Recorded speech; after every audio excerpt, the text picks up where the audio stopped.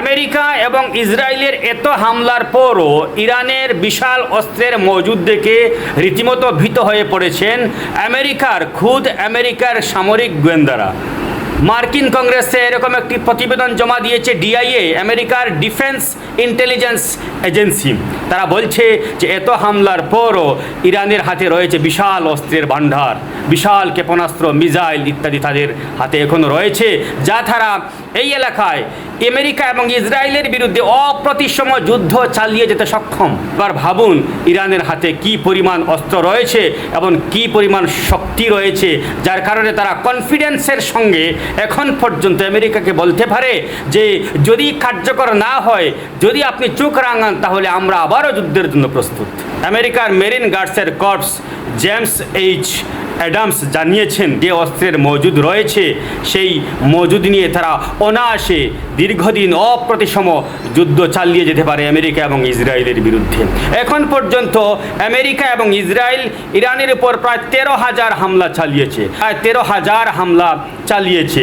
বেশিরভাগ হামলা হয়েছে ক্ষেপণাস্ত্রের উপর এবং ক্ষেপণাস্ত্রের উৎপাদন কেন্দ্রের উপর হামলা হয়েছে, যাতে করে তাদের অস্ত্রের মজুদ শেষ হয়ে যায়, অস্ত্রের প্রোডাকশন শেষ হয়ে যায়। তারপরও তাদের হাতে ইরানের অস্ত্র ভাণ্ডারের যে তথ্য উঠে এসেছে তাতে খুদ তারা নিজেরাই ভীত হয়ে পড়েছে। তাই তো মাঝে মধ্যে হুমকি দিয়েও বড় বড় কথা বলেও আমেরিকার প্রেসিডেন্টকে ঢোক গিলতে দেখা যায়।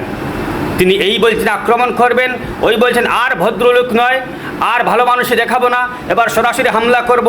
আবার বলছেন যে ইসলামাবাদে ইতিমধ্যে আলোচনার জন্য মার্কিন কর্তারা পৌঁছে গেছেন। তবে তিনি এটাও বলছেন যে মার্কিন ভাইস প্রেসিডেন্ট জেডি ভ্যান্স কিন্তু সেখানে যাবেন না, নিরাপত্তাজনিত কারণে তিনি যাবেন না। তার প্রাণের ভয় রয়েছে যে সেখানে গেলে তার প্রাণ সংশয় হতে পারে, এ কারণে তিনি সেখানে যাবেন না। খুদ আমেরিকার প্রেসিডেন্ট ট্রাম্প বলছেন যে নিরাপত্তাজনিত কারণে vice president JD Vance Islamabad যাবেন না। কিন্তু এখন পর্যন্ত ইরানের পক্ষ থেকে ইসলামাবাদে দ্বিতীয় দফার বৈঠকে, শান্তি বৈঠকে ইরান যাবে কিনা সে নিয়ে কোনো বার্তা ইরান দেয়নি।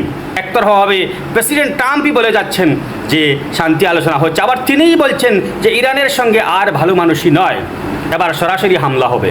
এবার বোঝা যাচ্ছে কেন তিনি এমন বলছেন। ইরানের অস্ত্র ভাণ্ডার সম্পর্কে সামরিক গোয়েন্দাদের এই তথ্য তিনি পাচ্ছেন এবং মাঝে মধ্যে উল্টাপাল্টা বকছেন, তারপর আবার শান্তির জন্য আলোচনার টেবিলে আসার কথা বলছেন। ইরানের কিন্তু একটা ব্যাপার রয়েছে।